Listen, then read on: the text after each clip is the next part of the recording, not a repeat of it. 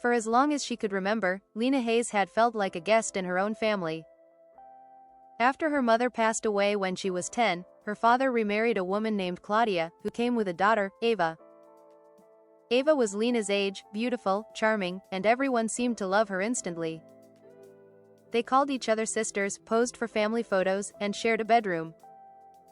But under the smiles was something colder. Ava had everything Lena didn't: attention, confidence, love. Lena tried to be close, but Ava's kindness always felt like it had sharp edges. Still, they grew up together, laughed, went to the same high school, dated boys, shared secrets, or so Lena thought. Chapter 1. The Man We Both Loved. In college, Lena met Jasper, a quiet, ambitious law student with warm eyes and a gentle voice. He made her feel seen for the first time. They fell in love quickly. He met her family. Even Ava said, "He's actually really cute." Good for you.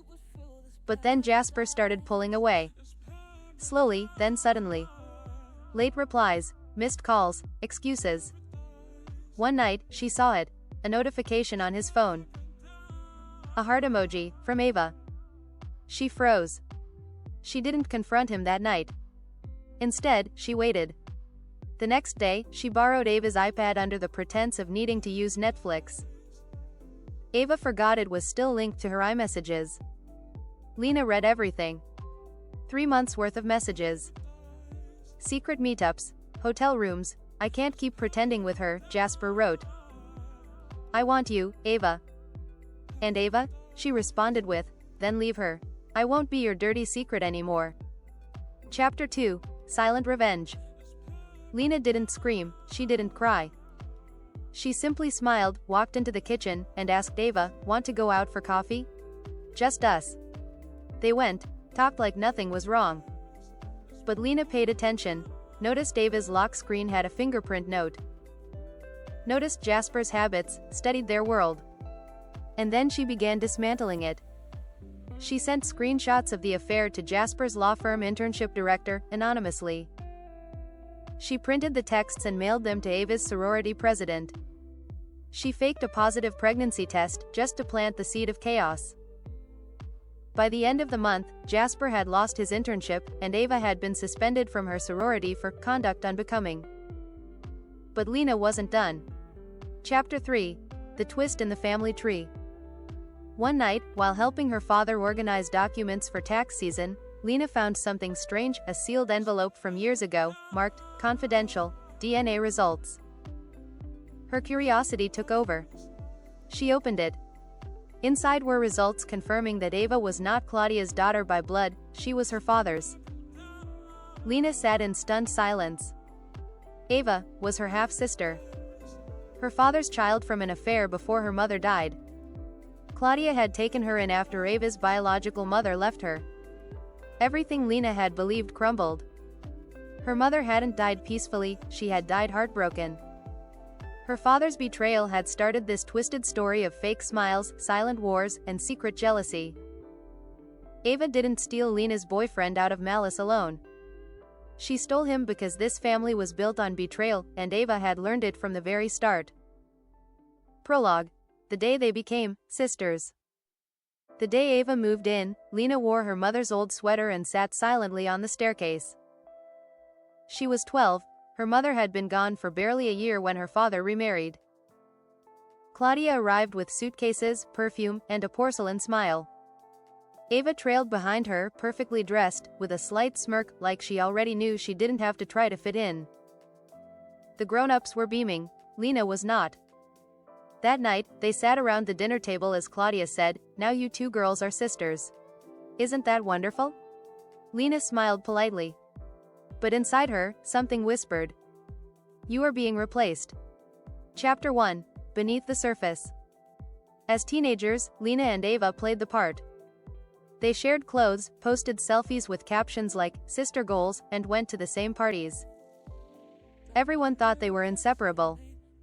But Lena always noticed the little things. Ava always had to be first to be complimented, first to win attention. When Lena got good grades, Ava would casually mention how easy the class was. When Lena got her first kiss, Ava found a way to kiss the same boy the next week. Still, Lena tried. She thought that if she gave enough love, one day it would be returned. But Ava wasn't built for sharing. Not affection, not success. And especially not Jasper. Chapter 2, The Man Between Us. Lena met Jasper at a university mixer. He wasn't flashy, just quietly magnetic. He listened, he asked about her paintings, her dreams, her grief. She let herself fall. It was the happiest she'd ever been. She brought him home for Christmas. He laughed with her dad, charmed Claudia, and made Ava pause. Ava watched him like a puzzle she hadn't solved yet. Lena saw it, she ignored it. But over time, she noticed Ava wearing more makeup when Jasper was around. Casual touches on his arm. Conversations that stopped when Lena entered the room. She confronted Jasper once. "Do you think she's into you?" He laughed, "Don't be paranoid. She's just friendly."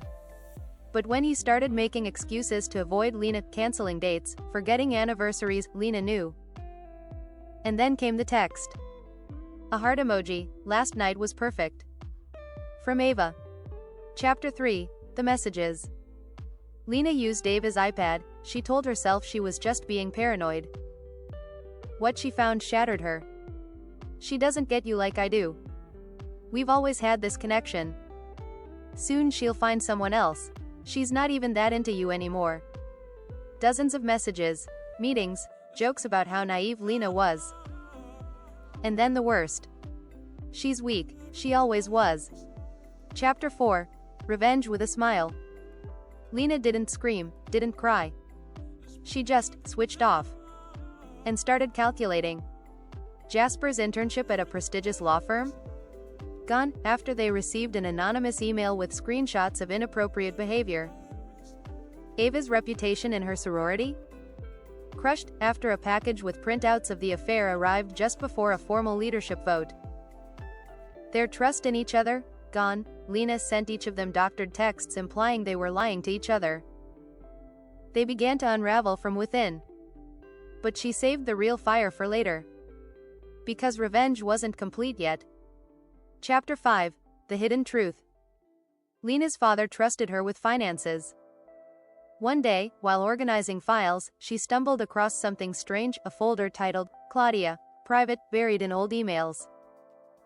Inside, an attachment, a PDF labeled, Paternity Results, Ava Hayes. Her hands shook as she read the document. Probability of relationship, 99.97%, biological father, Richard Hayes. Her own father. Ava wasn't Claudia's daughter. She was the result of an affair, the reason Lena's mother left the house for 2 days before coming home with puffy eyes and a bottle of pills that would later end her life. Ava was not just a stepsister. She was the child who broke the family. And now she had stolen Jasper too. Chapter 6, Breaking the Mirror. Lena confronted her father, he admitted it, said he was trying to do the right thing by taking Ava in. Said, she didn't ask to be born. But Lena didn't care, not anymore. Everything, the love, the fairness, the loyalty she tried to give, had been a lie.